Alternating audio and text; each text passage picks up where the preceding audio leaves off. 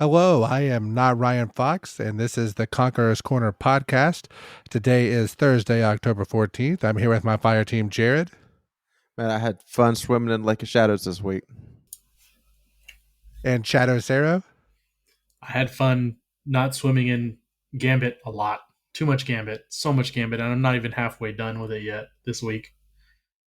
And this is episode 30 of the podcast. Pretty wild to see that in there. I actually had to go and double check and count all of them to make sure I didn't miss one earlier.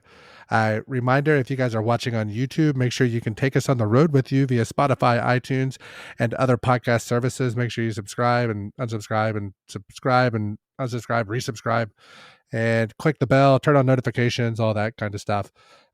Cosmo brought the heat this week in the TWAB once again. Make sure you follow us on Twitter at DestinyCCPod. Send a spongy friend request. Join the Discord server. Jared, before we let the dogs out, let's talk a little bit about the future.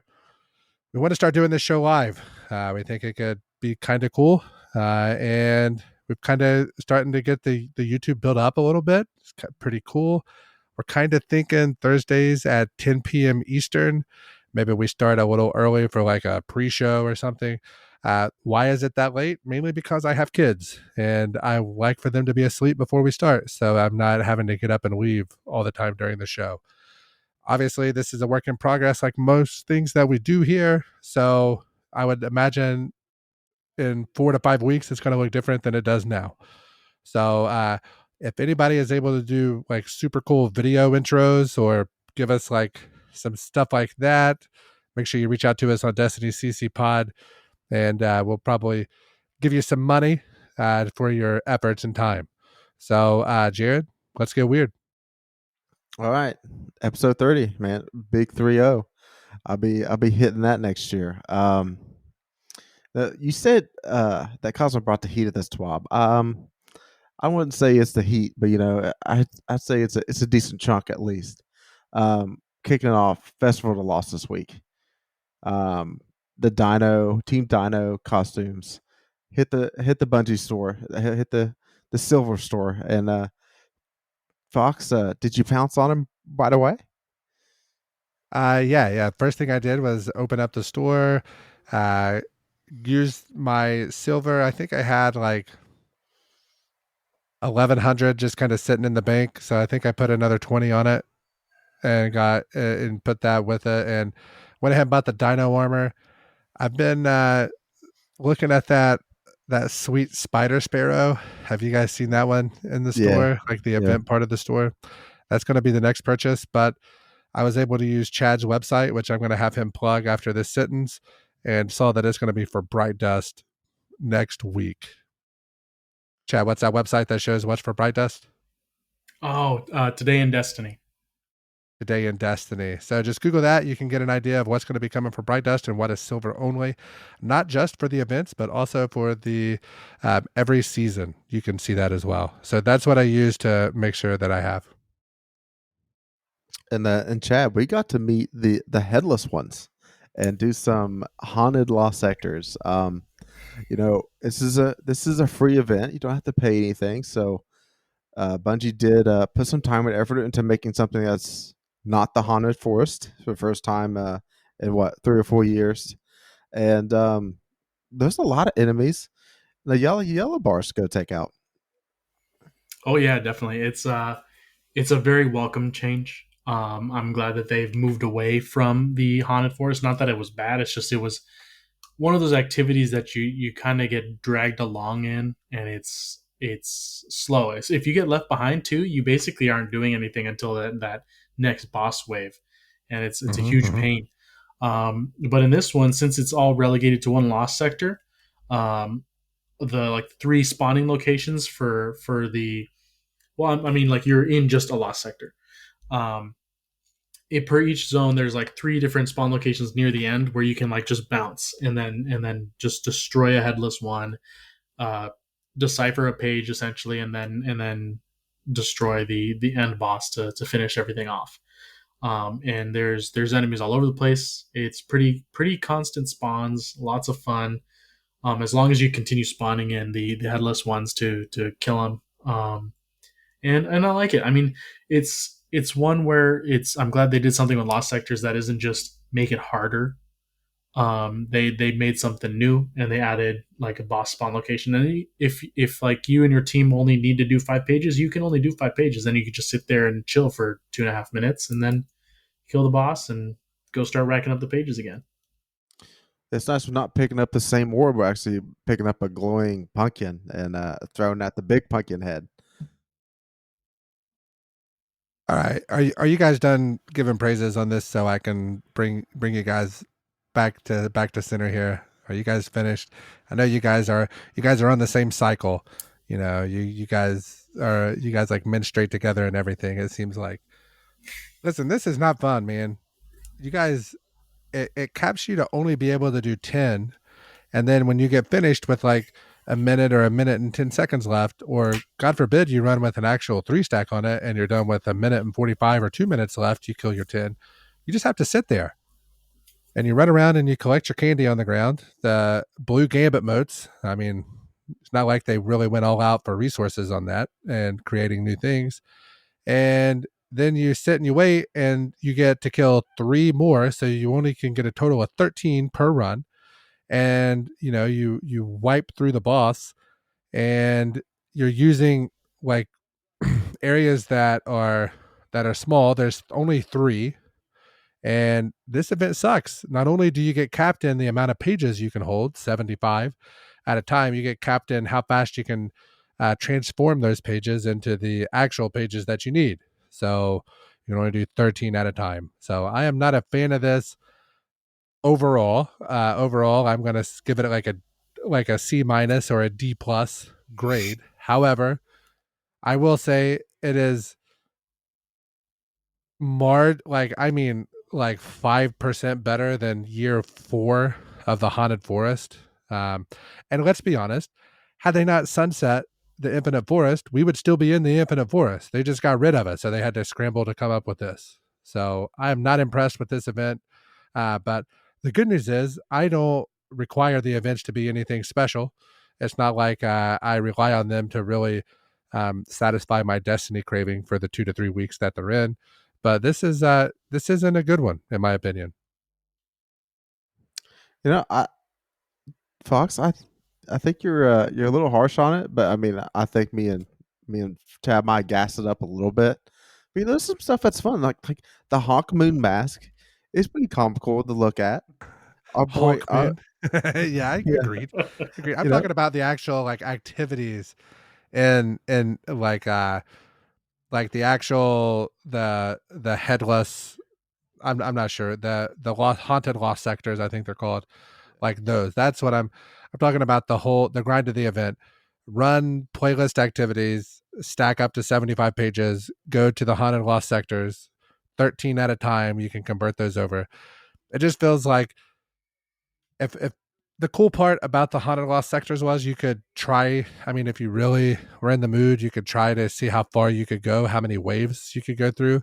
This, the most you can do is 10. So they have this artificial bullcrap cap on how many pages you can hold at a time.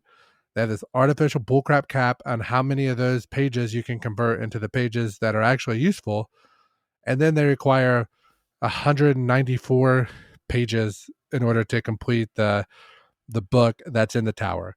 So it's an artificial grind. It's not the worst artificial grind that they've ever put in this game. So judging it against other grinds, it's not terrible.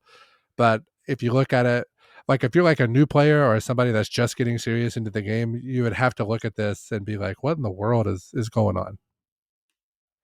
yeah. I mean, I think you should that timer that until the boss spawns should be continuous. Haunted headless ones spawn because it does feel bad to sit there and wait for a minute and a half for the boss thing to spawn. Yeah, I mean But up to that point, they have a couple options, which is one, if the cap is 10, once you hit 10, immediately spawn the boss. Just get it done. Yeah, Um, and that's fine. That's fine. They do that. That's fine because then your 6 minute run turns into like a 4.5 minute run, and cuts that grind down. yeah, but I mean the small amount of cap, the things that there are in here, to me personally, it's barely a grind. Like you stated, compared to other things, Like this is going to be happening for a couple of weeks, and for the casual player, it may seem like a lot, but it's not. It's not a lot. So it only to people like us would a cap of 75 matter. Yeah, I mean you're definitely right, because from my like 2 nights, I've played Tuesday night and Wednesday night. From what I can tell, this is probably in 12 to 15 hours you can have all those triumphs completed. That is the full book in the tower completed. That's all the haunted lost sectors that you would have to do, all the pages, and all that. So all in all, it's not bad. There are several things they did do right in this event. I've been getting these, not to get out ahead of the rundown and things, but like the Jurassic Green, the pulse rifle, and all those things, those are dropping like all the time for me. I think I got 8 to drop in like a 3.5 hour play period last night, and that's fantastic. And the gun doesn't have a load of rolls like in the thing, which that's spoiler alert, that's going to be the weapon we discussed this week for us. However, the way it's worded, you want to do those pages as quickly as you can, because once you get those done, you get an increased weapon drops on uh the three like haunted weapons that are like specific to this event. You get increased drops of those based upon how far you are along in those pages. So in the most efficient sense, you want to crank out those pages and then do your rest of the stuff for the next couple weeks. All right. So the next thing that came out this week is something I haven't been able to get into yet, but maybe Chad was itching to do, was the legendary difficulty Shattered Realm. And the chests should be rewarding you high stat armor. Yeah, I can definitely say that I haven't done it yet. I didn't even know that happened because, like I said last week, I've done all the triumphs for all three zones. So I have no want to go in there, so I didn't even look at it. So when I was reading the TWAB today, I was like, no way, that's a thing. And then like I'll look at it tonight after we're done. I'll go in there and actually check it out. But I mean, if I'm looking for a high stat roll armor, I'm looking for something fast that I can grind, like Ryan. And so that's going to be expunge because it's fast. You can do it in like 5 minutes if you're slow, and you get relatively high good stat armor. Like anytime I get armor out of that I like, that is the high stat, it's a 64 and up roll for me personally, and that's excellent. That's great. I have a lot of armor that I've kept from that. Um, but if it's not like after an entire Shattered Realm, if it's not a guaranteed 70, I like the fastest I can do it is 10 minutes on like the third one, because you can, that's almost like a straight line where you hit one, you go next and next. If That's I the hive can, one, right? yes, like that's 10 minutes. Like the rest of them are all over the place, like 15 minutes, 20 minutes. And that's not fast. If I'm not getting, like, if I do this and I get a 62 roll, I'm going to be annoyed. Now that's as a player that, like Ryan is, plays a lot. For some people, like some coworkers that I have and stuff like that, they don't play a whole bunch. So like when I'm trying to run a GM with them, all their stat rolls are like in the low 50s. They're like, yeah, check out this piece. I'm like, oh my goodness. I remember those days very fondly. Um, so for them, a guaranteed above 60 would be more than enough to get them to run it as a three stack. Um, but there's no modifiers or anything, is it? Is it just harder? Like just higher level Mm-hmm. enemies? Okay. Yeah, higher level. Yeah. I think it's higher level enemies, and the champions are more difficult. I think was kind of Okay. the kind of thing. Full disclosure, hand up. Have not touched it. I was so aggravated last week with the Shattered Realm stuff that I'm taking a break from it. So I also want to mention I am very disappointed this season with the level 3 umbral transformations with the parallax in regards to the armor. I have, so first of all, you're capped at 4 a week. The last 3 to 4 weeks, I've just been doing warlock armor because that's my main. So I stack that armor, and I try to get like high, like spiky rolls that are at least like 63, 64, if not higher overall, but spiked like 20 and 15 are in two areas. That's the criteria for me. If I can get something that's like 63, 64 or higher, a 20 in one, a 15 in the other, I don't really care what the other ones are. Those are usually going in the vault in case like I got caught with my pants down a little bit with as far as discipline rolls go whenever stasis came out, like with the stasis turrets. So I was having to catch up quite a bit. So now I'm stacking like strength roll, like 20 strength, 15 resilience, like those type of things. Mobility is not really one I'm crazy about. So, but primarily discipline, intellect. Usually on those rolls, I'm trying to get intellect rolls because those mods take 5. They're the most expensive mods. So discipline and intellect are typically the two I roll. I know that recovery is plays with the class ability with your rift. So, but I have so many like high intellect, like intellect and rift rolls that I've kept for the last 3 years that I don't. I just kind of need the other stuff to fill in. But man, I do those, and those things cost. What are they? Are they 600 parallax or 400? I think they're 600 parallax, and those things are dropping in the fucking 50s, man. Like, I mean, it is aggravating. So I'm not doing it anymore. I'm not doing it.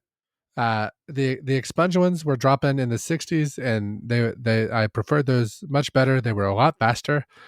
Um, but I'm done with the tier 4, or I'm sorry, the tier 3 this to stuff this season. It's a joke. And none of the weapons. I see a lot of like cool guy, and those people are really high on the bow this season. So I think I'm just going to start trying to farm like bow rolls. I think that's kind of my next play. Yeah, I think it's Wolfsbane or something. I think that's what it's called, the bow. Um, yeah, I'm still looking for like I'm doing 2 or 3 weapons because I want the Volpecula to have like an 8 out of 5 Godwall. That way, I only need to have one of them in my vault, so I don't need to have multiple copies. Um, and I went back to running expunge 9 times a week now, 3 on each character because I'm still looking for that 6 out of 5 Godwall ignition code.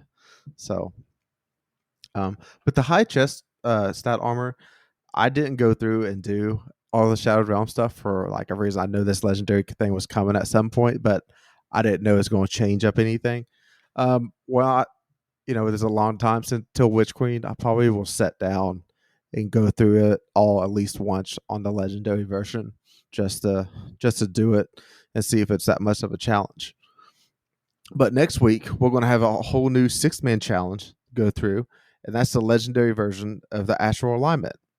So, as you know, each week we'll have a different modifier. So, like one of them, the Vandals will summon their shields more frequently, the Taken Vandals, and then the the combatants will generate blights whenever they're defeated. That's a very annoying when you get popped up in the air trying to use a sword or a shotgun, take out ads, and you're popped up there. And then you're also going to take increased damage from melee, and but then have an enhanced radar. So you're going to have more overload champions and more unstoppable champions. Your equipment is going to be locked when you load in, and match game's going to be on. So go in with a stack of 6 and actually have to have a little bit of team aspect going on with certain people popping certain shields and having certain champion mods. This actually sounds fun, and I'm looking forward to doing this next week with hopefully 6 of us from the clan.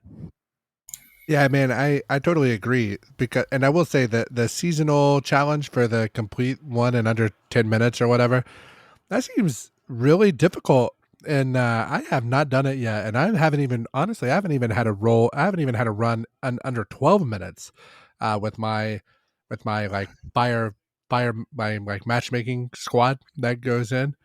And, I from what I can tell on these seasonal activities, it seems to match people like 20 levels ish off of your season pass. So, um, going in at like 180, 190. I'm somewhere in that area now. That's kind of, I'm seeing anything from like 160 to 210. Kind of seems to be what I'm seeing in that. Whenever we played with cousin Cody, Jared, whenever I played with him, I was seeing people literally, if you added the other 5 people together, they didn't even come close to my season pass number. So it was kind of matching off the lowest person. So I think there's something to that. Hmm. So just keep an eye out in there because I'm curious if you have anything, hit us up at Destiny CC Pod and let me know if I'm just crazy or if that seems to be the case for you guys as well. Yeah, I definitely am looking forward to it, especially since it might get our 6 stack back together for a little bit since we haven't had a full 6 stack. Um, I know that we've been really waiting for the legendary to come out for the astral alignment so that we could get all 6 of us in there and focus up. The 10 minutes seems like it's rough. It's really rough. Like that seasonal challenge, I haven't gotten close to it yet. And I think with the 6 of us, if we focus not doing the legendary one, we could do it. On the legendary, I think it's gonna be kind of tough. There's also a triumph for nobody dying on the legendary, and I hadn't even seen that one. yep, yep. But I mean, we've done some flawless raids, the 6 of us, so I think we could do it. But it'll take some brain power that I don't know if I have sometimes. Listen, guys, I, Was I it? don't know if you must be shadow banned or something, having like terrible people to join you in matchmaking. Like probably did too many tea bags in trials. Um, but I've did it under 10 minutes multiple times this week with just completely all randoms. So I haven't played this week to be fair. So, but you're also what's your season pass rank like 275? no, I think I'm 216, 215 maybe around there. Okay, so have you noticed anybody being like crazy low in there with you? You Uh, probably haven't paid attention, right? no, the only things that stick out to me is whenever people are like in the 700s or like in the double digits. I usually remember Okay, those, and I haven't really seen any of that. okay. So the the the other thing I want to mention I saw in the TWAB this week, and it was a pleasant surprise. So like the last 3, not so much this week, but the 2 weeks since the Ager's scepter, since the catalyst came out for it, I've been like solo running these things like 10 to 15 times each week since that's happened and have not got that damn thing to drop for me yet. But I did see in the TWAB it mentioned that if you run it on these harder difficulties, you get the extra chest, and in the extra chest it has an increased chance for the drop of that. So I am happy, and I will never run a normal one again. It's kind of my thing. I'm not doing it, man. I'm so Yeah. burnt out. I'm up to like uh conservatively 23 runs since that catalyst has dropped and have not got it to drop yet. I know like people would say, uh, oh well, people, some of the streamers have ran it 30 times before they got it. Well, it's not my fault they did it in one day. Like I've drug it out over the course of time and I'm sneaking up on that amount. So it gets old. I'm not crazy about. Usually, I have pretty good luck on the catalyst drops, so I I'm was gonna starting to feel say like Chad. I'm starting to feel like Chad, and I don't like to feel like Chad when it comes to drop rates on things in Destiny. it's nice to know that it can happen to Ryan at least once, just once. I hope that you do like 4 runs in a row of legendary and don't get it, just so you can Yeah. get even more aggravated. Yeah, Fox, at least you're just getting this out of the way. So whatever drops in Witch Queen, you're getting your bad luck That's out of the way. true. You know what, Jared. That's Yeah, maybe that's the exactly. best way to look at it. You're not stuck with 'Cause it for the rest of time. I would hate to get whatever the new raid exotic is anywhere past week 2 or 3. That's like whenever I Past start to week really two, lose it. That's really when I start to lose it on the drops. So the final thing I want to mention about the astral alignment: if all 6 players die, you wipe and go to orbit and start completely over. So that's a cool little wrinkle. That's maybe a few clutch moments to get off some revives and stuff. It's gonna be fun, especially if you got a 6-person chat going, and that could be a lot of Oh fun. yeah, it's gonna be real fun. Let me tell you, real fun. Going through that incredibly long, tedious activity over and over and over. I cannot Okay, wait. It's gonna be so much fun. but I mean, we're having a 6-man activity that's not a raid. isn't that Listen, nice? Sun Menagerie 1, Yeah, Sundial 2. yeah. As far has there And been any then other season? Oh yeah, wait, you know what? And I'll even say, what was the Garden of Salvation that season? it's The Vex six offensive. person activity, Vex Offensive. That was even better than this. Would you guys agree to that? Vex Offensive better than Astral Alignment. Yeah, you got like 3 or 4 weapon drops as you went through. Even the weapons were terrible. I didn't keep Right. one of them, but that part was better. Yeah. Oh, that's right, because This you is got a the chest at every step. Yeah. yeah. Yeah. All right, this has room to improve. We'll see how the legendary goes. All right. Fair enough. Uh, Fair enough. Listen, I'm on one. Maybe we need a 60-second segment of me just being like curmudgeonly or something because I'm on We've one already tonight. I had feel like. like a 10-minute segment this run of Don't worry about it, man. curmudgeon. Don't worry about it. Don't worry about it. so there's also a few things they left out of the 3.3.1 patch. You can read through them if you want. The biggest thing that I really see is they fixed firing line is now actually going to correctly give you the extra 20% damage. So any of y'all got out there with that lucky RNG, got that triple tap, we'd regret with firing line. I It's hate now you. going to be super great. So good for you. Hope you enjoy it. It's going to be super great in 2 situations in the entire game. It's going to be super Yep. great. Yep. But when it comes in, it's going to be nice. And in the future, I'm just saying this because I'm jealous. I want that role. I'm praying to the destiny gods that whenever the adept read regret comes back around, I don't have to go flawless again to get it to drop. I just have to have a 7-win card. So if we have any Bungie, if any of you Bungie people are listening to this and you want to just give us like a little wink wink or send us a DM or something, I swear to God, I won't tell anybody. At Destiny CC Pod, just slide into those DMs there, and give us the heads up on how that's going to work. All right. The typical TWAB stuff. They got some moments of the week, some movies of the weeks and stuff like that. Um, really centered around the new Team Dino armor and some other cool stuff going on. So if you want to see that, go ahead. All right, as we mentioned before, we're going to talk about some weapons. And there's 3 of them that's dropped towards the Festival of the Lost. The first one's Horror Story. That's the oldest one. It came out, I think, with I think the Vanilla D2 is whenever it hit, right? So it's a 400 RPM kinetic auto rifle. And looking at the rolls, there's not much to chase here. I was trying to come up with one, trying my darndest. So Hold on. Was the Horror Story yeah, a Halloween reroll of Origin Story? yes, Wasn't that how it came to be? So it's probably year 2, I would say, to be fair. okay. So not much to chase here. It does have scopes, so if you really care about your gun and what scope it has, that's the gun for you. But unfortunately, anything else beyond that is tough to come up with something. The only thing I really came up with you was red dot micro with accurized rounds, killing wind and moving target. I mean, it gives you something if these 450s ever become meta PvP. I didn't really see any PvE roles in this. I mean, it does have demolitionists in the last column, but not much there for me. Now the Braytech Werewolf. Again, it's also a 450 RPM kinetic auto rifle. It really grinds my gears whenever Bungie puts out the same archetype in the same slot back to back years and now continue on with it. Didn't change anything. It just gets me.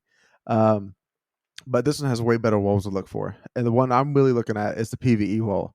Hammer forged, armor piercing rounds, 4 times the charm, and Vorpal. So with armor piercing and Vorpal and anti-barrier on auto rifles, it's going to shred those anti-barrier shields quite well. And then 4 times the charm to spare to continuously to fire it on and on. And for PvP, there's actually something that's I guess kind of nice if you want to go for that. That's Airhead Break, high caliber rounds, dramatic spray reduction, and tap the trigger. I think all in all, like no matter when you fire in that weapon, you get some kind of stability or accuracy boost, and those high caliber rounds will help flinch. Have somebody else maybe miss their shot, because with auto rifles you have to be out in the open for a long time to get some of those shots off. So good luck if that's what you really want to use in PvP, but it's not really the meta. Now, Fox, you missing your Jurassic Green. Go ahead and tell me what you're looking for on it. All right, so Jurassic Green is kind of a weird weapon because people have it and they're like, man, this gun feels really good to use. However, if you pull up like the stats on it, it's basically a crappier version of that Darkest Before pulse rifle that drops out of the Prophecy Dungeon, the one that I've somehow managed to mention like 4 out of the last 5 weeks on this podcast, I think, and have spent literally zero time trying to grind any rolls for it whatsoever, because Prophecy Dungeon, been there, done that, and over with.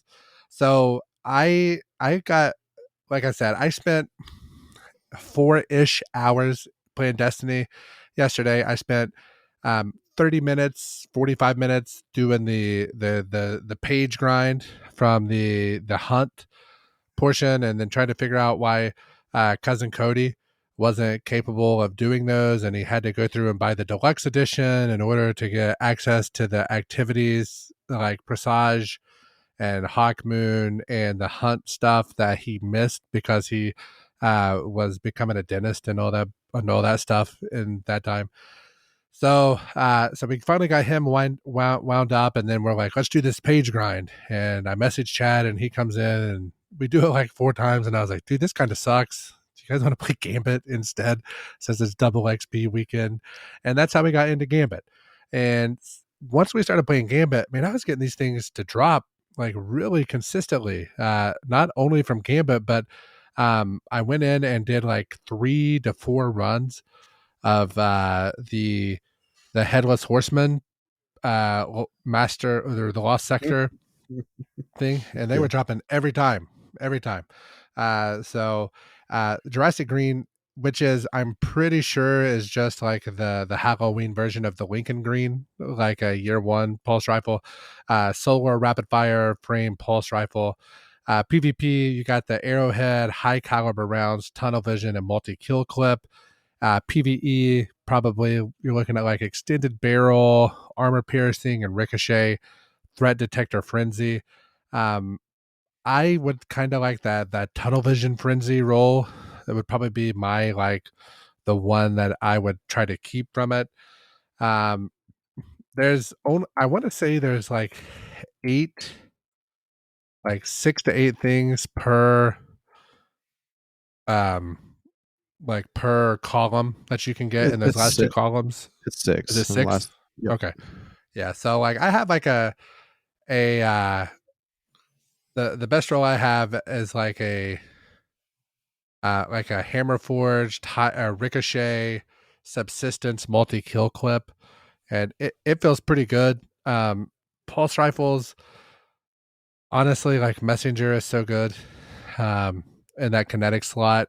And then solar, you have the what was the Gambit one a couple seasons back? Hold on, I'll look it up on Dim. But there's some or was it Stars and Shadows or something like that? Yeah, it's from the Crucible. Yeah. Yeah, sorry, because the Crucible roll, not so. Like that one is it's another, it's a high impact as opposed to like the rapid fired, but those are kind of the competition in the energy weapon slot. That's the only other solar pulse rifle I can think of is the Stars in Shadow, and it is a 340 high impact. But with that, you can get like a feeding frenzy kill clip, so there's kind of some different roles. But that gun feels good, and if you're fortunate enough to already have a good like Darkest Before pulse rifle, then this would be a good solar similar role to kind of pair with it, so you can get all the flavors. Yeah, for me, I'm mostly looking for a PvE one. I did get one with Wellspring that I actually took into Lake of Shadows.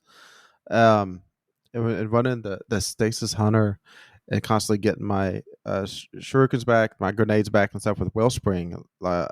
Really enjoyed Wellspring. It's a perk that I really probably sleep on majority of the time and not really think much about it. But using the build that I need to use abilities constantly to make, I was making the stasis charge that pulled to me, which would give me more energy back and overshields and all that kind of stuff. Um, Actually, I really enjoyed it. I actually probably be looking on Wellspring for stuff going on going forward. All right, Chad. There's some stuff happening on Twitter over the last week or so. People's been tweeting out stuff that's going to be coming up in the December patch, and it's going to be kind of mixed up with the 30th anniversary. So kind of when it's going to hit, and it's something we've talked about many times on this podcast, and that's Adrenaline Junkie.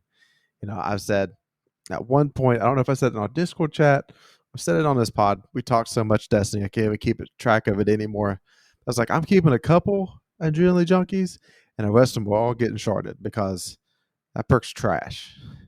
Well, DMG tweeted out they have a change coming to Adrenaline Junkie this week. I mean, coming in December. So, Chad, have you kept any? Of course, I've kept some, man. I love grenades. Now, it is at the moment, it is not a good perk. It is something that for most everybody is an insta shard. Now, I haven't gotten my perfect, beautiful machine gun with demo adrenaline yet. I'm still holding out for that, but we haven't played any VOG for that. Um, but it's definitely something I've kept my eye on because I know it's something that could be very interesting, and I'm glad to see that they're doing something. Now, what they're going to do to it, I don't know. I don't know. I'm just excited because the thing with it is to proc it, you need to get grenade kills, but for most people, grenade kills are very few and far between. If for anything except PvE. For PvP, if you're timing things right and you got multiple people throwing grenades, you can get some kills with it. But if for PvE, it's going to be one where you're going to have to throw a grenade, and then all of a sudden you have that extra uptime for Adrenaline Junkie for a couple of seconds, and then it's out, and then you got to wait for your grenade again. So the perk is not good.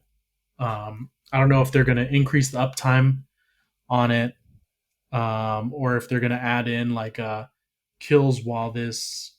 I don't know. I have no clue what they could do to change it to make it better because he's making me excited, and I don't know what I could do to be excited about it.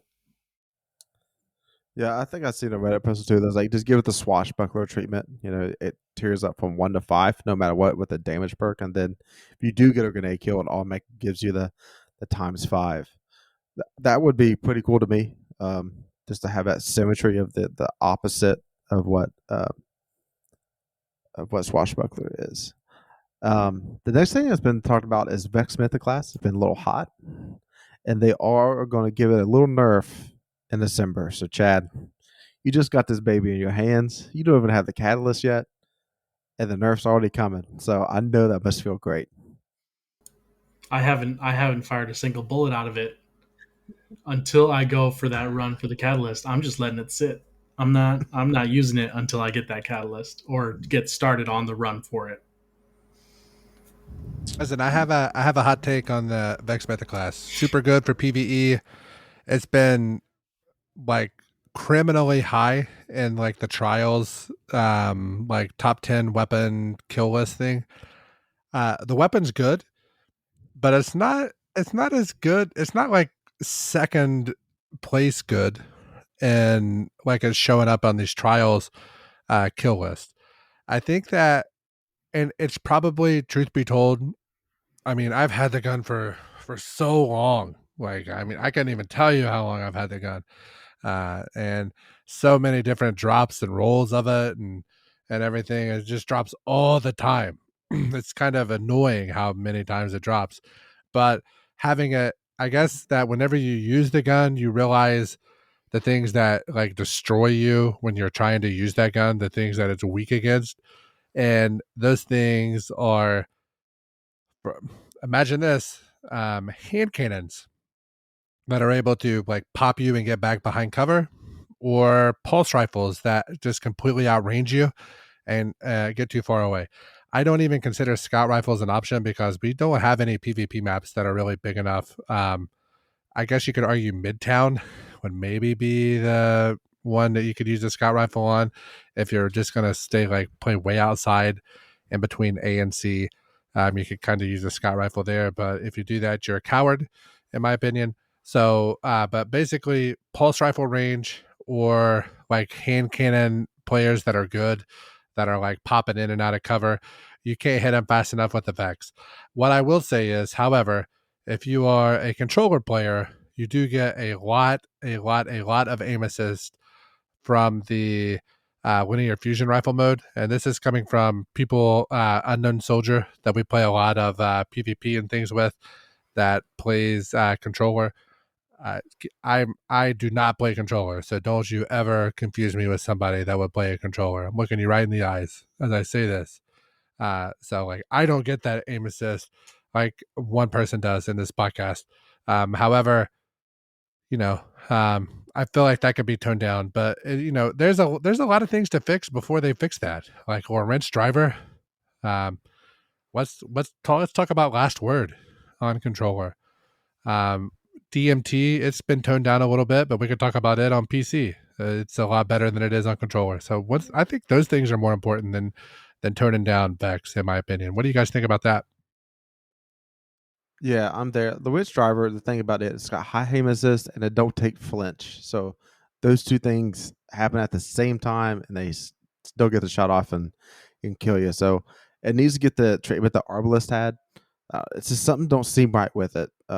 With how easy it is to get just shooting somebody in the face and they still get the headshot on you is very frustrating. Um, and then DMT, I don't see it as much prominent anymore, but I think it is the only viable scout rifle in the game. But maybe the 260 RPM ones might have a place now, but not on many of the maps. So I'm okay with the state that DMT is in, especially compared to what it was. Dude, that new servant leader scout rifle that drops from Gambit, that is a like like as far as scout rifles go, it is like way up the tier list. I haven't taken the time to sit down and think about it, but that gun has automatic like auto firing on it, and man, you get like a roll that has like excuse me, rampage and something else on it, and you can really start doing some damage with it. It's very good for gambit invasions, where you can kind of you have like the wall hacks on people, and you can see where they are, and it's like I want to say it's like a 3 crit or like a 4 hit, like doom doom doom doom, and then all of a sudden they're dead. So I mean, you can do a lot of damage with that gun. So be and that drops from the Gambit playlist. So be keeping an eye out for drops of that. Yeah, Chad, do you think there's any nerfs that you're really hoping to see in that December update? I mean, you guys have all said them, and I don't want to get as curmudgeonly as our friend over here. So I'm good. Whatever Ryan and Jared have both said, I also agree very much. And finally, Kevin Yanes tweeted out they're looking at Shadow Dive again. So this is probably like the fourth time around. Let's see what's going to happen with that. But, just don't be a W key warrior and you don't get Shadow Dive. So, all right. Gambling Corner.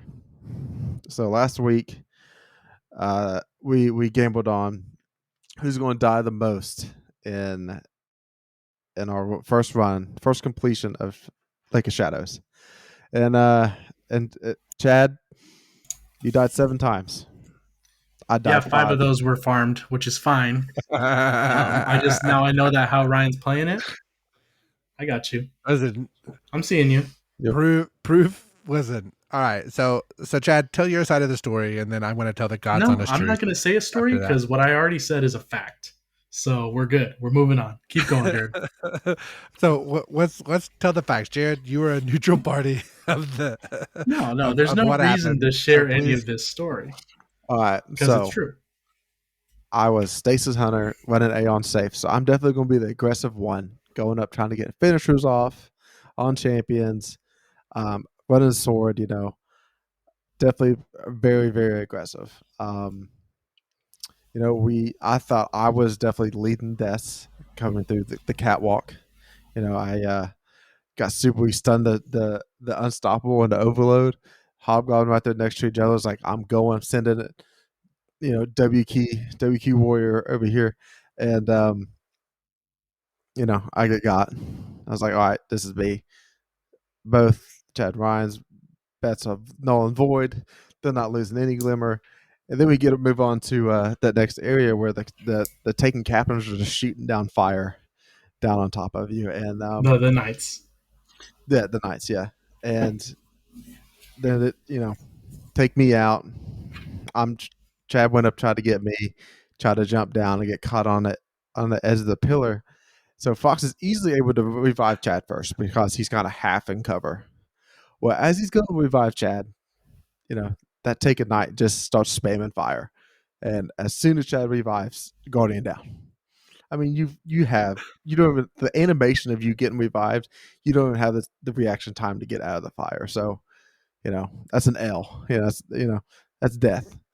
Um, so again, I was halfway up the stairs, so Fox couldn't revive me, like with good reason. So all right, the fire finally dissipated. He's like, oh, I can revive Chad now. So I watched that revive, and then you hear the roar of the taken captain again, taken knight again, Guardian down. I was like, all right, I think Chad's got this one locked up. So at that time, Chad's like, you're just farming me at this point. And he just so I think Fox threw off a couple stuns or something and broke his shield, and finally was able to get both our reses off. And Chad was just in a bad mood for the rest of the strike. He just pouted. All right, so let's be honest. So it did get down to a last Guardian standing, and I was like, we are beating Lake of Shadows on the first attempt. I'm not wiping and going to orbit on Lake of Shadows. So I was in the corner. I had a pillar like directly in front of me, and one knight over here spamming fire. Chad was directly to my right, but I could res him behind cover and be safe. So I throw my rift down and I res Chad and he dies. And I was like, man, that sucks. I can't get Jared because he's taking damage too. So my thought is if I can res Chad, he'll be able to kind of like jump over as soon as he reses. And then he died again when I resed him. And he's like, you're farming me. And then I thought, man, I could really keep this going and really ensure the fact that I win the bet.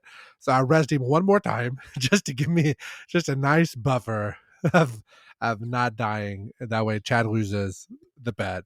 And then I went to res Jared. Jared draws some fire, and then I res Chad after. So did I farm Chad?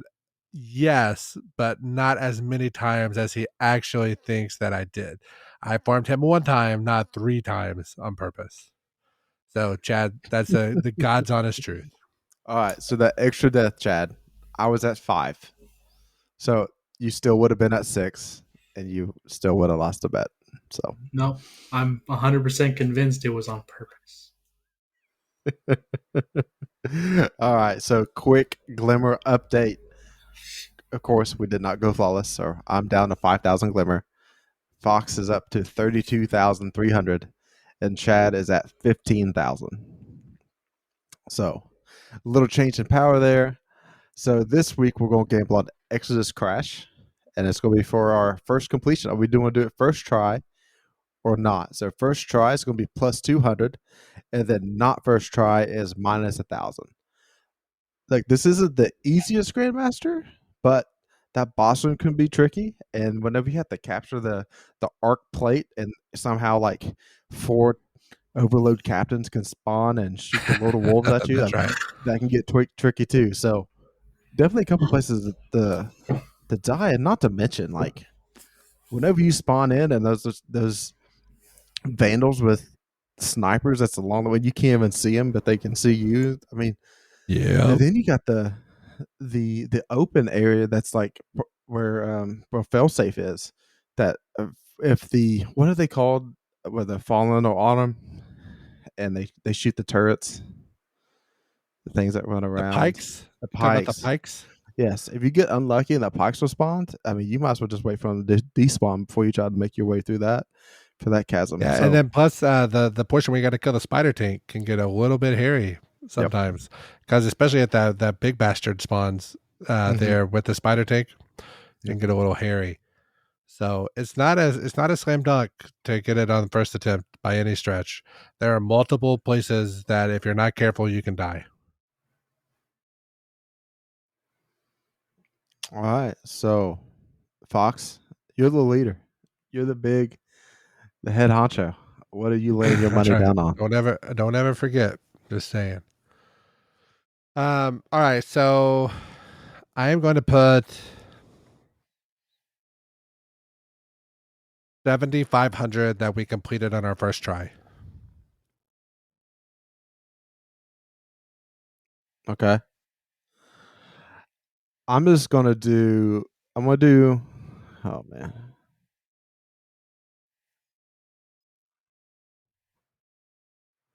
Chad, do you got a good feeling for this? Which one you're picking? No. But I'm gonna put 25 on not first try. I'm thinking 25 hundo. that we're not super lucky. I know that we'll be careful Mm-hmm. because Mm-hmm. we want to just keep just get it out of the way because it's Exodus Crash. Yep. But you can't be careful about unluckiness. And there's going to be a point where like we'll be going through the Sparrow on the first section where you got to capture everything, and then Yeah. Pikes will spawn in while we're in the middle and be Yeah. like, well, oops. Mm-hmm. And then of course we're going to run into the giant Minotaur while we're dealing with the spider tank. So Yep. I'm just betting both of those things will happen. Okay. Um, I'm hoping that I'm wrong so that we can just get it out of the way. But Mm-hmm. that's my bet. 25 on not the first try. Okay. I'm gonna go 1,000 on not first try. As just for the reasons that Chad just mentioned. You can get quite unlucky in this game master, and not to mention you screw up a Ursa chain or misplace a well in the boss room, and all of a sudden you're overrun, and that boss is on top of you, swinging you, bopping you off the ledge, and yeah, it's not gonna be fun, but it's not gonna be terrible. But at least the comedian is going to be dropping next week, so maybe we get a couple completions. Maybe we get a adept comedian to drop. All right. So Chad, you bet 2,500 that we would get it on not our first completion. See. So that pays out 250 for a total payout of 2,750. Correct. Or And mine's just 1,100 payout. All right. All right. And Jared's will pay out 100. So mine would pay out a $7,500 bet that we do complete it on our first try. Will pay out 15,000. Or I'm sorry, that'll win 15,000 and pay out 22.5 on that. So if I win that, if we get this our first try, you guys are in big trouble. You guys are absolutely done for the rest of the season. So keep that in mind. Unless I just get ignorant towards the end of this. All right, so we mentioned before. I mean, this week was Lake of Shadows Grandmaster. One definitely the easiest Grandmaster. We went 2 Izanagi's, 1 Divinity. All three of us with swords. Then we changed up a couple runs. Chad changed over to 1,000 Voices. Every time, I pretty much went off without a hitch and made our way through it. I think there's multiple different loadouts you could run for this Grandmaster. If you just want to go all bows for Overload and then mix it up, what you want to do for Unstoppable, I think this is the most approachable Grandmaster that probably will ever be in Destiny 2. So if you're at level and haven't done one, go give us a try. You can add us on Discord or slip us a DM on Twitter. We can definitely get in there with you and easily get a couple completions, maybe Saturday night or so, or Friday night. After there's Wildcats play on Saturday afternoon, we might be able to help you out in the Yeah. evening then. Yep. Any words of advice here? I mean, pretty much just you take it slow, and you got some solar shields that can be a pain, but it's a pretty straightforward Grandmaster.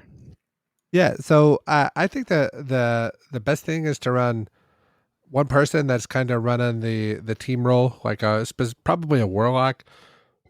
I did run well with Phoenix Protocol, and I ran Messenger, Divinity, and then Fallen Guillotine, and I was using the Divinity to kill like the hobgoblins and things, or to stun the hobgoblins, and then my teammates were killing them.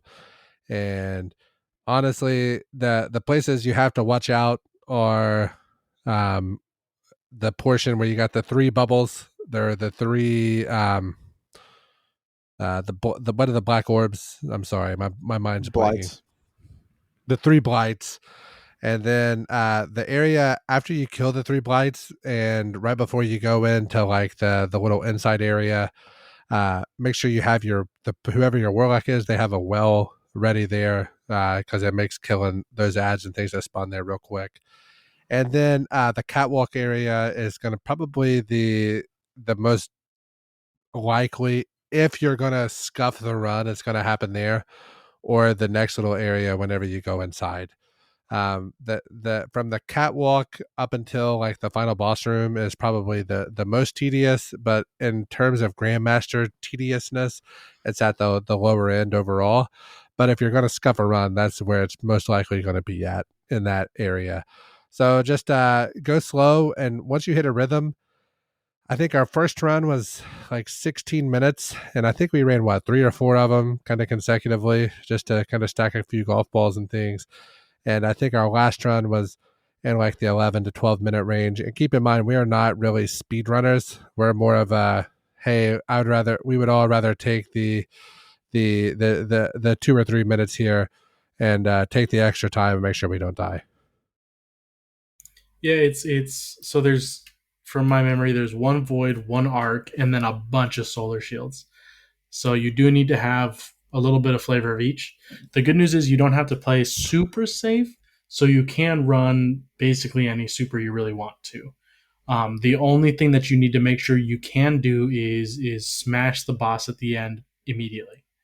Now they got rid of the death animation on it, so as soon as he's dead, you win and the strike ends right then and there. Because there was a point where you had to survive for like 10 to 15 seconds, and if you died, you lost.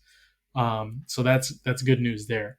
Um, but it is one where you can play around with loadouts. You can see, hey, would this be good for a Grandmaster, this loadout? Because if you can get through Lake of Shadows relatively easily with the loadout for your team that you're running, then you know that you can try to make it work on other GMs. So it's a good one to test out stuff. I definitely want to go in there with a triple outbreak for unstoppables and just see how that runs, because then you can run whatever for everything else. Overload swords, overload, bow, whatever.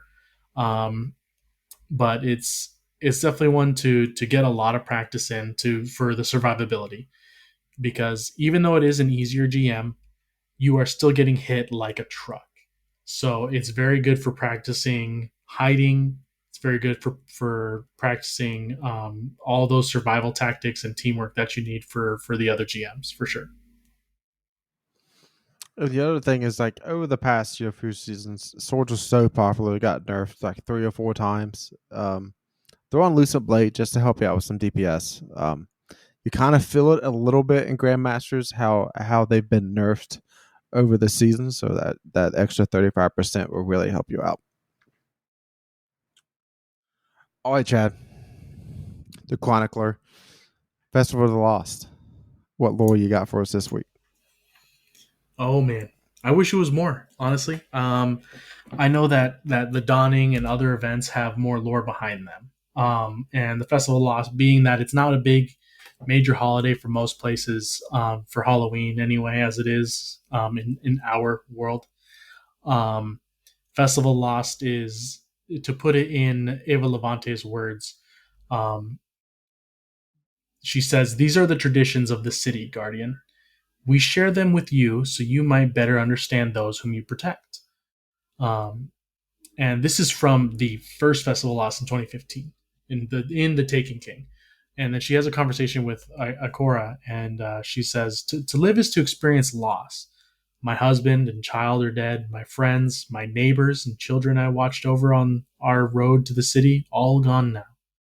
The festival celebrates their lives with both joy and sorrow. Akora says, a fine tradition for the city. What meaning does it hold for the Guardians? It's a bit of light in a dark time. That is enough. We have greater concerns. And this is no time for games. All Guardians were lost once. We honor your spirits as well. So Ava's bringing the humanity in, and Festival of Lost is a celebration of those that have passed. It's a time to celebrate and remember those that you have fond memories of and that are no longer with us. And so it reminds me a lot of Dia de los Muertos, where you celebrate your family, you celebrate those loved ones that have passed on, and you share memories, share moments in your life with your friends, with your family, of the people that have passed on. And it's very much a celebration as much as it is a remembrance of something that is sorrowful.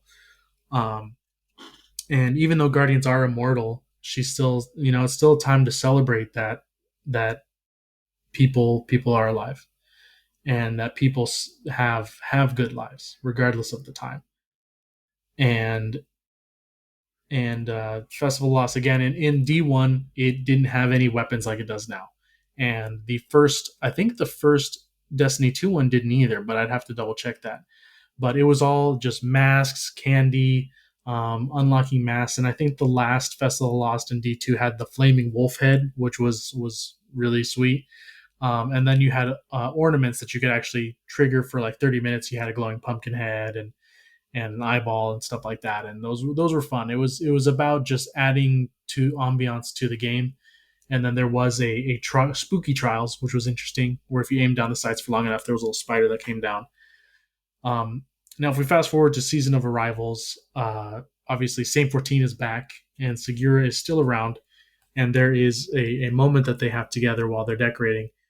And Saint 14 is just, I do not like the skulls. I have seen too many bones already.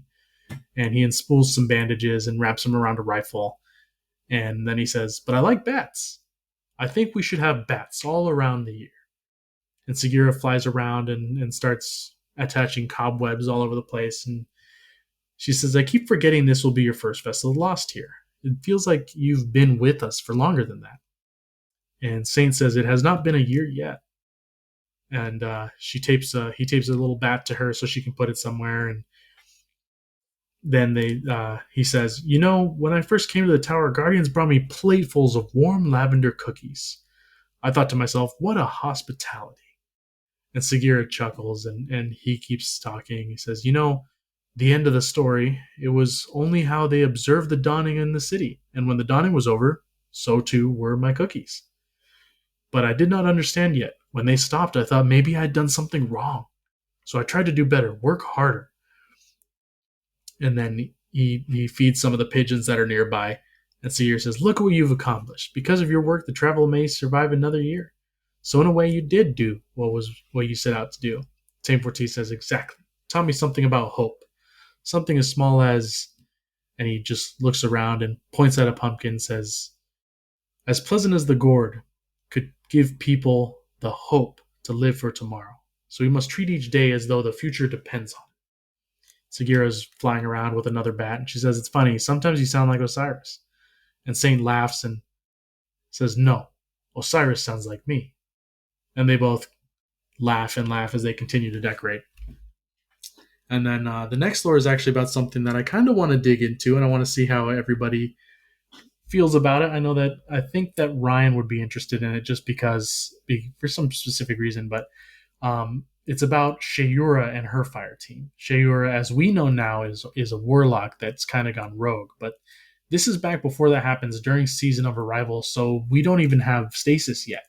So she still hasn't quite gone nuts yet, but she is. It's kind of giving us that pre-story of before all the darkness powered guardians show up.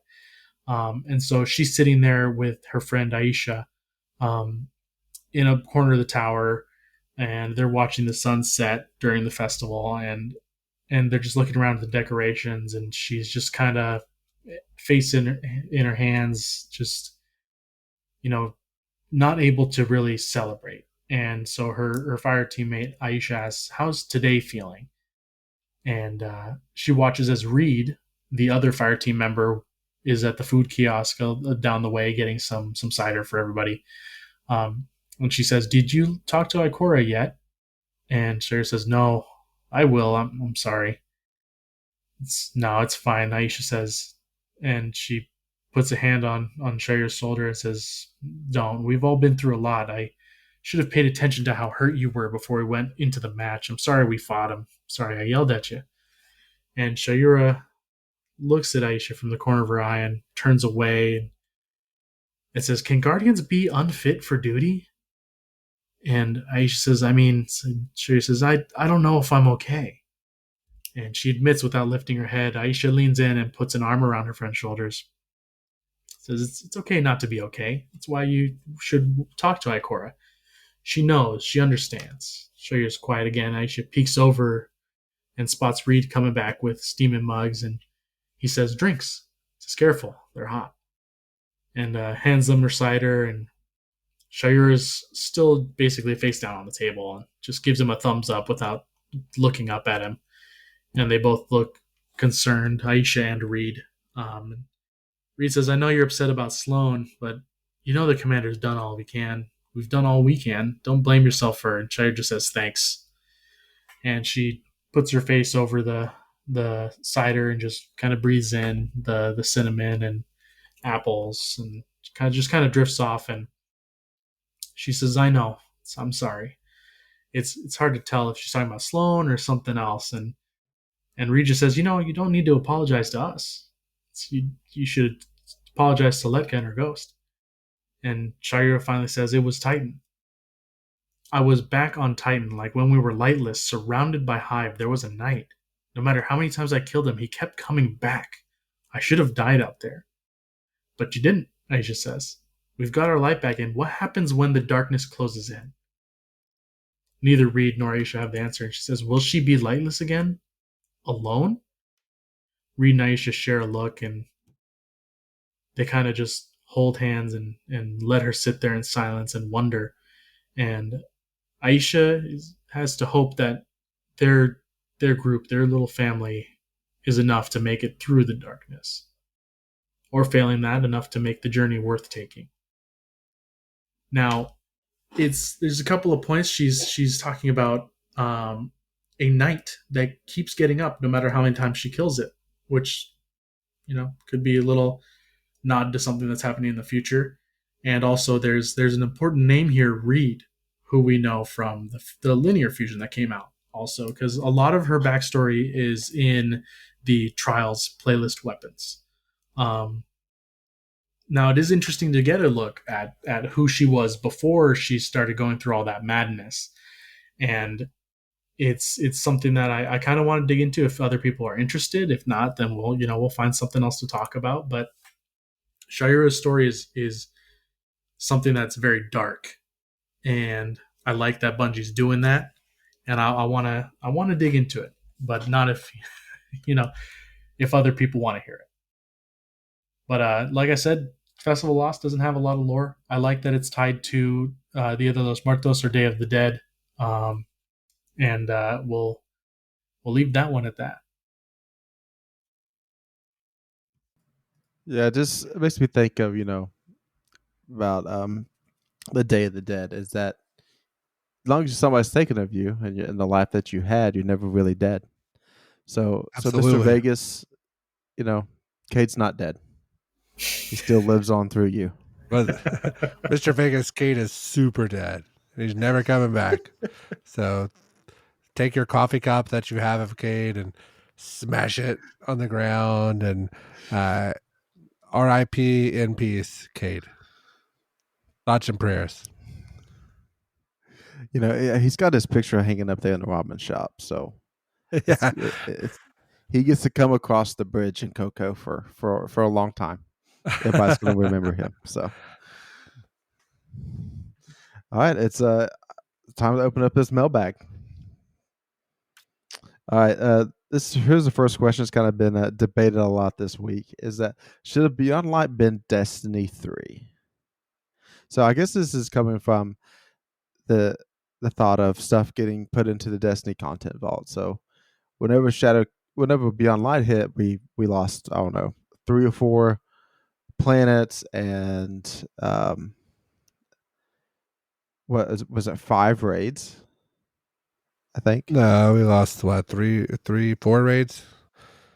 We We lost lost. Leviathan. We lost Eater of Worlds. We lost Spire of Stars. We lost the Galron raid. one.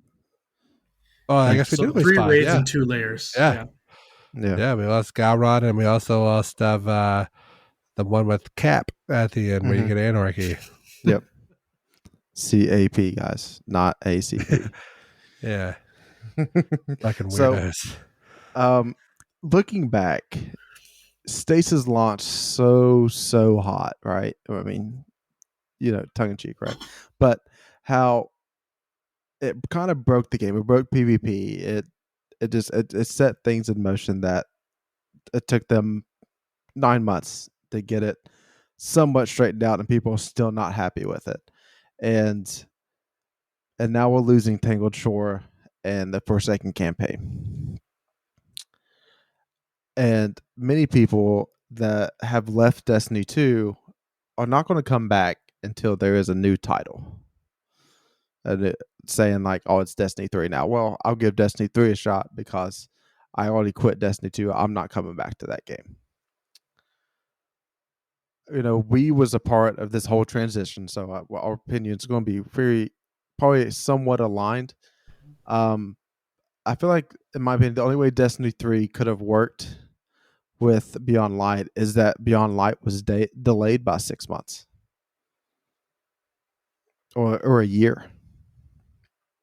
And could we went a year without new Destiny content in order for a Destiny 3 to happen? I'm gonna go last. I'm gonna let Chad speak on this, and then I want to go last. I don't like when he does that because I already know where he's going with it, Mm-hmm. and we've already had enough curmudgeoning. So I want the gong here for him when it happens. There we go. I mean, I don't want another vanilla D2 to happen. I hope they learned not to do that. But it would be hard to have, because they'd have to come up with something like Age of Triumph, where we have all kinds of nonsense going on. But if we would have had, what was it? We would have had 6 raids with Age of Triumph, right? Because it would have been Last Wish and everything before that would have been Age of Triumph in order for Beyond Light to be D3. Because that gave us a good amount of content. But having Beyond Light be a whole new thing, with all the subclasses would have had to have been like Stasis probably on launch. The weapons would have had to be similar to what's already going on right now. They might have had to come up with a new weapon type. There probably would have been more Stasis weapons on launch. It would have been a lot more work. Could I have gone a year without it? Probably, but I would not be. I would literally play through the Age of Triumph stuff until that'd be like 2 months, and then I would stop playing Destiny until something happened. And even then, like, I would play D3 for a little bit and then see how it goes, because oh man, I wouldn't be able to sit in another D2 year 1 feeling like I did. I went through it like I did because I was hopeful, and that hope's been gone because of D2 year 1. So I don't know if I can do that again. So if I'm fine where it is at the moment, but if I had to go through a D2 year 1 reprised, I probably would have moved to a different game at that point. So I think what they're doing now is, even though it limits us on the hardware that we're using, since we're still stuck with the Xbox One OG and the PS4 OG. Um, I think I don't. I think this choice was better. All right, are you done? Yeah, I'm done. All right, here's the deal. So there should not have been a Destiny 3, because if there's a Destiny 3, you guys would have bitched about that. So the people that bitch about Destiny are the people that are going to bitch about Destiny no matter what happens. So if Destiny 3 comes out, they're going to bitch and moan because there's not enough content that happens. There's not enough there. Thank you, Chad, for that. There's not enough there for not enough content to open up. Um, why are you guys going to take my vault away of all the guns that I've worked the last 3 or 4 years to have? So tired of that. Tired of hearing you guys bitch and moan about that. So no matter what happens, the people that bitch and moan are the people that pay the absolute bare minimum to play this game, and they feel they have the right to complain. People like me and the rational people of this community, we know that our $40 plus our $30 for the season passes, our $70 a year that we pay, that is essentially a yearly subscription fee that we pay, and that goes towards our season passes that we get, and that goes towards the new content for the year. We are the ones that play it.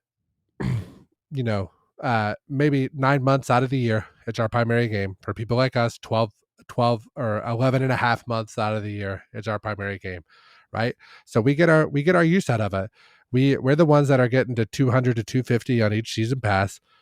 We play the game week in and week out, and whenever we are the ones that suffer whenever all these free to play bums come into the game and they play it, and we have this population spike, and Bungie caters to them, and they make all this stuff to get them to spend their money in the first 3 weeks that they play the game. And then after that, they go away, and then we get absolutely shit on by all the people in trials and all these competitive playlists that come in, and they just absolutely just push it in on us for the remainder of the time.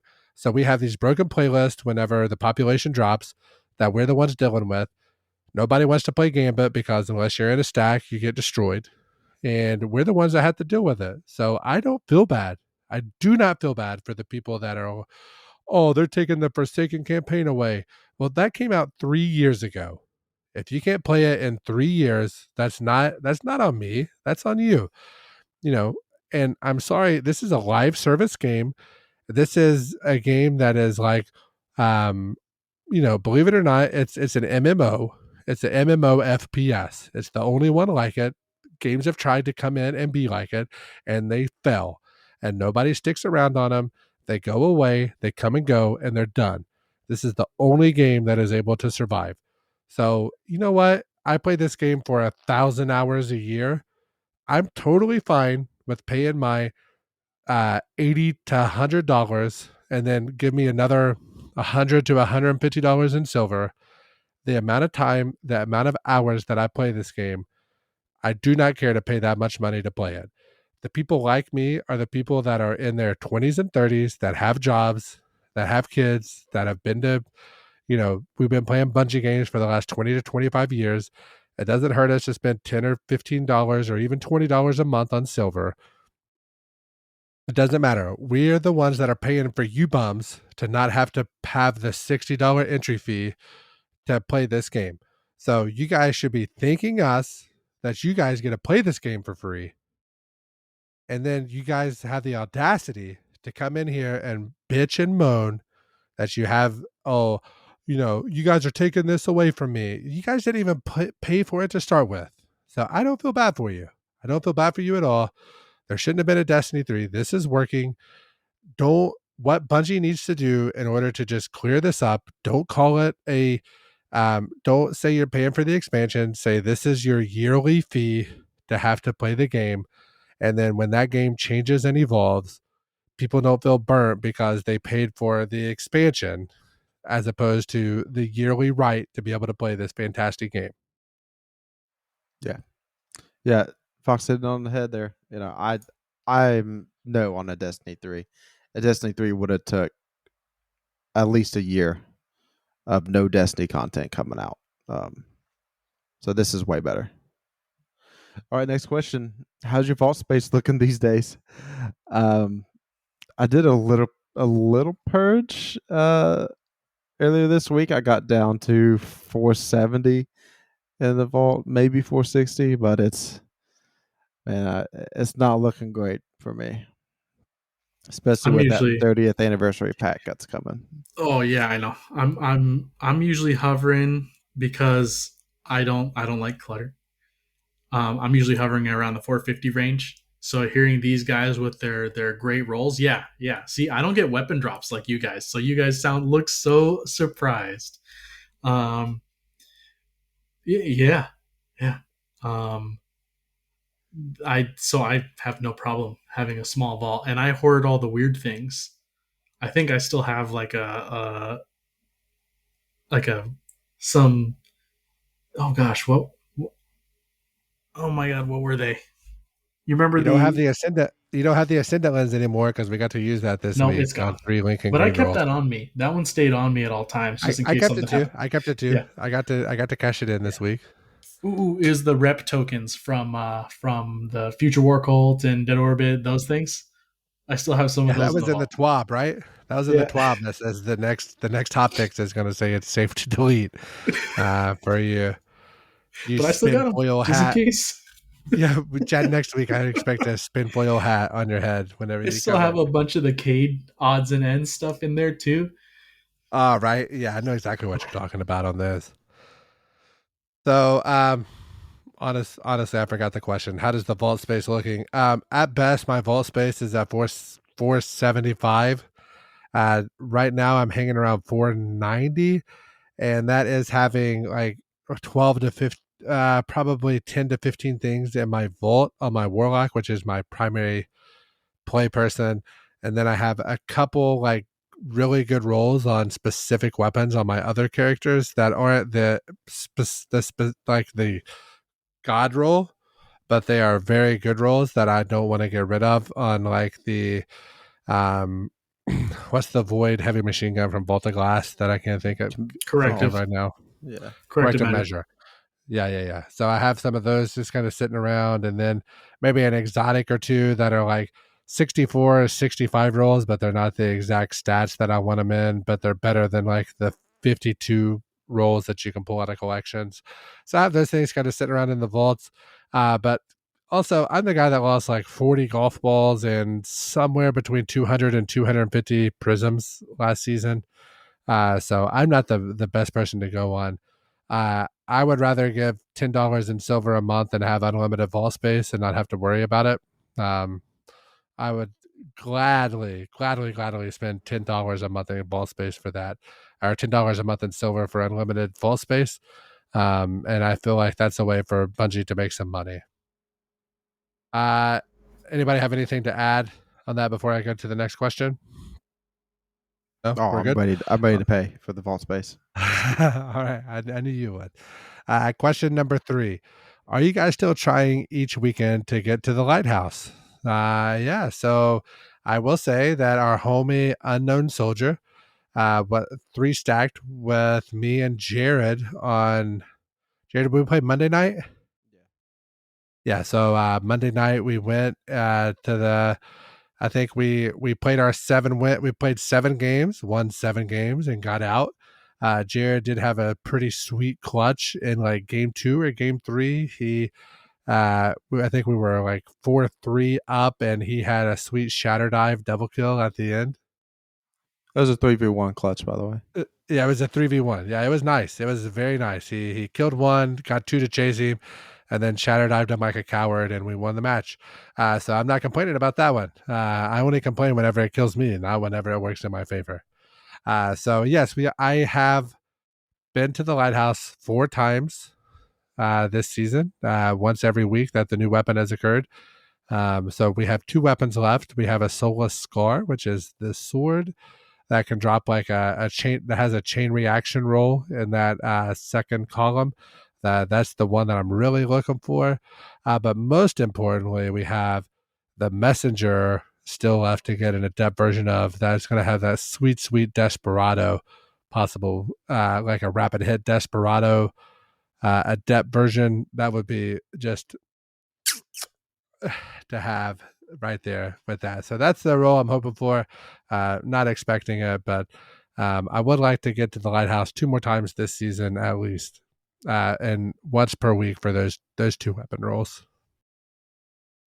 For me, I didn't try the weekend before, and then I don't know in these next upcoming weekends if I'm really going to be caring about getting to the Lighthouse. I mean, it'd be cool to have adept versions of those two, but that is not going to be up my priority list of things to do in Destiny over this next couple weeks.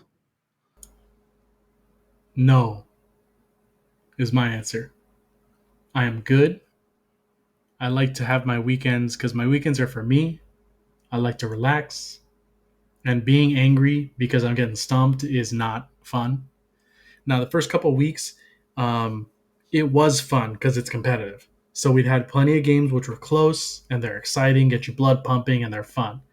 But on Sunday when it was playing, and I don't want to blame Shifty, but Shifty's an absolute manimal when it comes to Crucible.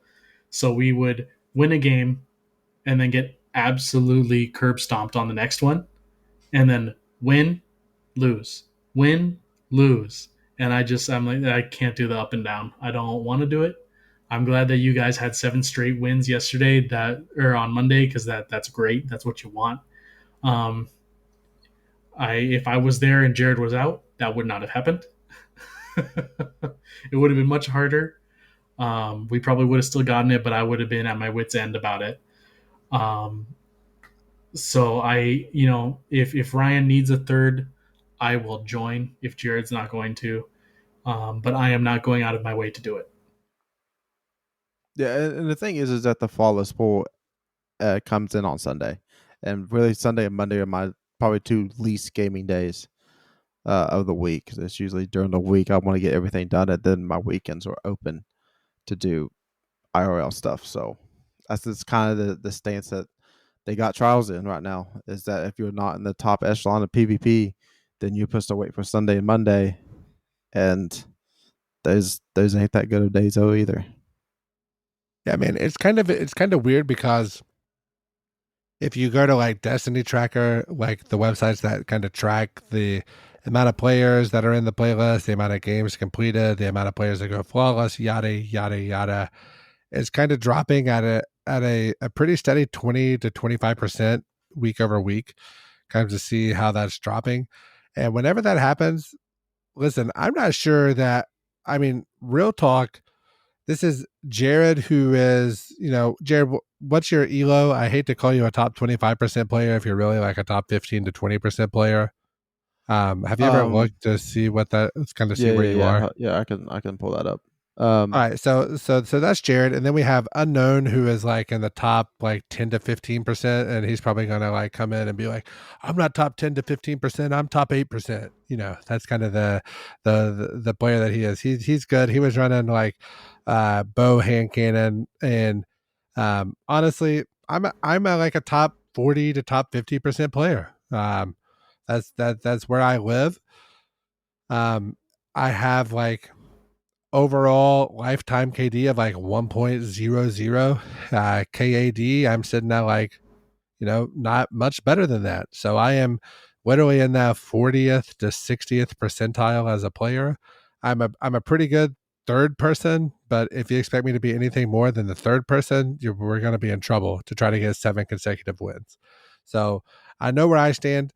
I do feel like that based upon some stories that I've heard of people in our clan trying to stack up and all things on this, that I feel like there is some sort of elo part of the matchmaking to where you match people around your skill level as opposed to just more like what when you're on, because people that are like way stronger 3 stacks than me in it are having they're facing people that are on 40 and 50 like win streaks, and I'm placing people that are lucky to be able to walk around the map.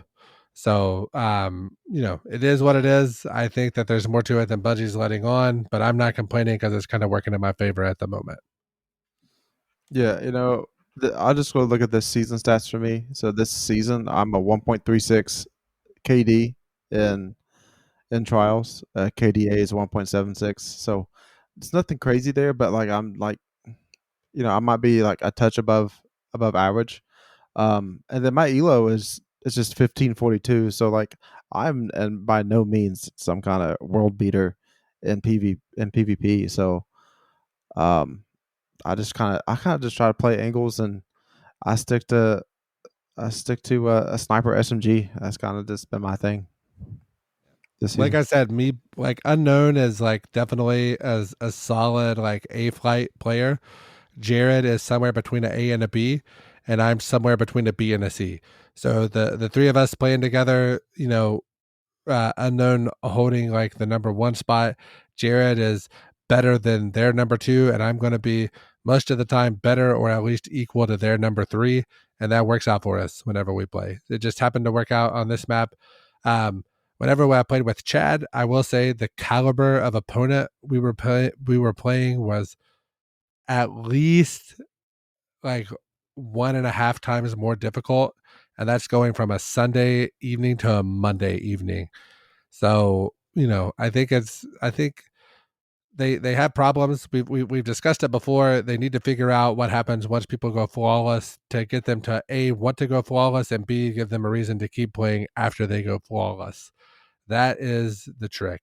So, we've discussed, till we're blue in the face, getting some sort of ranked playlist in for the people that rank them after they go the initial flawless is the trick to that, in our opinion, because then it lets bums like us come in on Sundays and Mondays and make us get to feel really good about ourselves that we're able to go flawless and go to the lighthouse and put it in our Twitter bio, as one of us here does. Question number 4. Does the weekly rotation of increased XP change what your week looks like in the game? So I read this to mean, does the fact that this week is double Gambit XP mean that you play more Gambit? Most of the time, yes. Especially when it comes to like Gambit trials, and Iron Banner. Those are kind of the things that make me want to play more. Yeah. Those that's kind of the reason you're almost getting closer to double loot and like Gambit and Crucible, how you get the rank up rewards. Um, yeah, no doubt they drive what I tend to do that week. But this week I probably would have been playing Gambit if it wasn't for Lake of Shadows. Only until I get my triumphs done. So for me, once I hit that once I get the first reset and get to the ornament for the next thing, I do not care when double XP is ever. Like for me, I skipped the entire last Iron Banner because I just didn't want to play Crucible. I did everything else. I just didn't want to play Crucible. It didn't matter to me that it was double rewards because I played so much trials on double XP that I ranked up that stuff already. So I didn't need it. So Gambit, yeah. Whenever it's something that I still need to do, yeah, I skipped Gambit purposely, knowing that there was a double Gambit coming up and knowing that I was going to be in there a lot. Now, like Jared said, it's hard because Lake of Shadows is going on. But if we have a stack of 4 people or a stack of 3 people and one person just doesn't want to do Grandmasters or isn't as comfortable, then yeah, let's hit Gambit. Let's do some Gambit. Let's go. Let's go. Let's get some Gambit streak going. And then I can leave to go get food while Ryan sits in there for another 4 hours, which is wild to me. But I had been playing most of the day anyway. So, but yeah, no, it's when it's something I need to do, 100%. I will be pretty much ignoring everything else to just do that.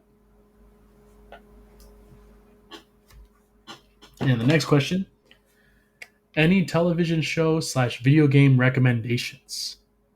As we've talked about a lot on this podcast, and as it's named, I play Destiny. That's what I do. Um, I will replay old games. but I won't spend $60 to $100 on newer games unless they're absolutely gonna be something amazing.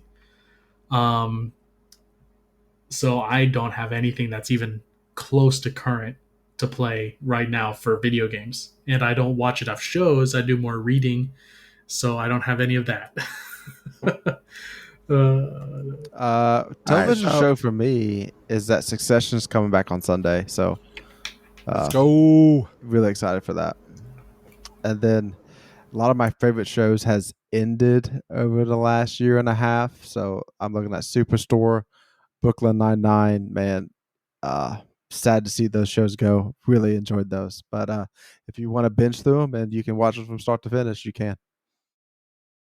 All right, so I started playing Horizon Zero Dawn on my PC about a week and a half ago, and I played the game for like 16 to 20 hours, and the only way that I know how is just playing the shit out of it.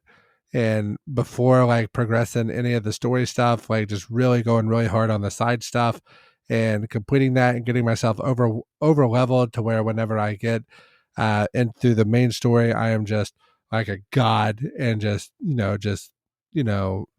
really raining pain down on everybody.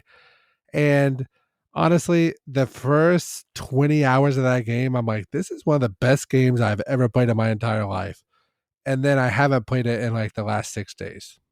So, how much of that has to do with Destiny? How much of that has to do with the fact that, I'm just already overpowered and not having any difficulty whatsoever with the game? How much of that is knowing that it's like 60 hours probably to complete that game in the way that I like to complete games? And that's just a big commitment for me. I think I'm at the point in my life to where I'd rather play a game that lasts 15 to 20 hours that are really concentrated and heavy and kind of get in and get out. And I would much rather pay $60 for an experience like that than pay $60 for an experience that is going to be 60 to 80 hours to complete, a la Red Dead Redemption 2, which I purchased but never completed, Grand Theft Auto 5, which is probably the last open world game that I completed. I did play Witcher 3, but I did play that game and then stop playing it for a year and come back and come through and complete it. So I think that anything other than Destiny that takes more than 20 to 25 hours, I think I'm going to be out on in the future, which is kind of a weird place to be because I really love those old Final Fantasy games. So those might be my only thing that pulls me back into anything more than that, because a bunch of them are coming to Steam. Thank God. The ones that I weren't able to play on Super Nintendo and stuff.